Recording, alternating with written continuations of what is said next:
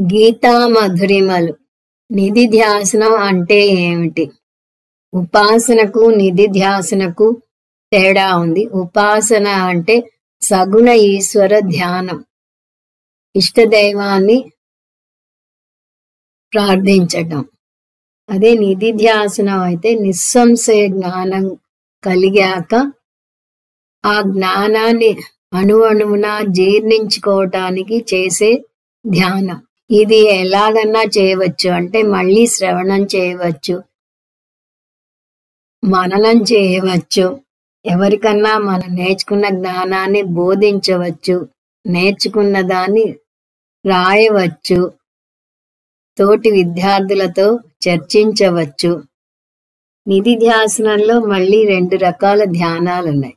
అవి వేదాంత జీవన విధానం, మహావాక్య ధ్యానం. వేదాంత జీవన విధానంలో వేదాంతం ప్రకారం జీవనాన్ని నడుపుతాం. అంటే వేదాంతంలో నేర్చుకున్న దాన్ని అమలులో పెడతాం.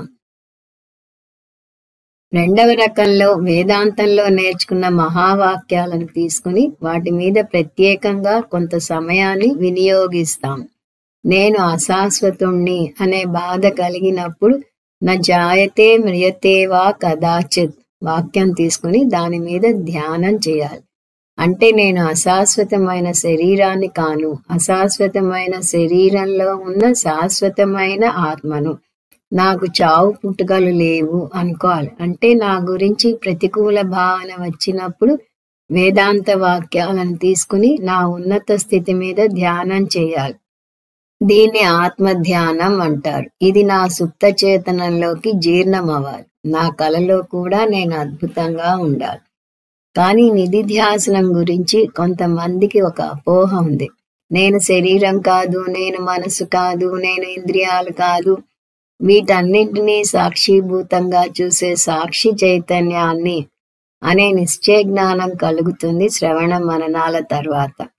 కానీ దాని తర్వాతే పొరపాటు పడతారు కొంతమంది. మననంలో నిశ్చయ జ్ఞానం కలిగాక నిధిధ్యాసనంలో బ్రహ్మ అనుభవం పొందాలి అనుకుంటారు. కానీ శాస్త్రాన్ని సరిగా అర్థం చేసుకుంటే బ్రహ్మ అనుభవం పొందటానికి నిధిధ్యాసనం చేయమనదు శాస్త్రం.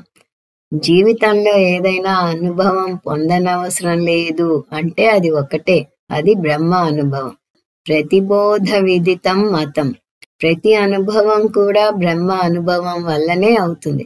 కళ్ళు ఉన్నాయా లేవా అని ప్రత్యేకంగా చూడనవసరం లేదు. ఎందుకు? కళ్ళ వల్లనే మీరు చూసే ప్రతిదానిని చూడగలుగుతున్నారు. అలాగే ఈ గదిలో కాంతి ఉందా లేదా అని మీరు ప్రత్యేకించి ఎటు తల తిప్పి చూడనవసరం లేదు. ఒక వ్యక్తి ఈ గదిలో ఉన్నాడా లేదా అంటే తల తిప్పి చూడాలి, కానీ కాంతి ఉందా లేదా అని చూడనవసరం లేదు. ఎందువల్లనంటే కాంతి వల్లనే ఆ వ్యక్తిని మీరు చూడగలుగుతున్నారు. అలాగే చైతన్యం స్వయం ప్రకాశకం. చైతన్యం వల్లనే తక్కిన అనుభవాలు అవుతున్నాయి. అందువల్ల బ్రహ్మ అనుభవం కోసం ప్రయత్నించనవసరం లేదు. మరి దేనికోసం ప్రయత్నించాలి? బ్రహ్మ జ్ఞాన ఫల అనుభవం కోసం ప్రయత్నించాలి. జ్ఞానం విషయంలో 3 అంశాలుంటాయి: బ్రహ్మ జ్ఞానం, బ్రహ్మ అనుభవం, బ్రహ్మ జ్ఞాన ఫల అనుభవం. బ్రహ్మ జ్ఞానాన్ని శ్రవణ మననాల ద్వారా పొందుతాం. బ్రహ్మ అనుభవం పొందనవసరం లేదు. బ్రహ్మ అనుభవం వల్లనే తక్కిన అనుభవాలను పొందుతాం. బ్రహ్మ జ్ఞాన ఫల అనుభవం నిధిధ్యాసనం ద్వారా పొందుతాం. ఈ విషయాలను స్పష్టంగా అర్థం చేసుకోవాలి.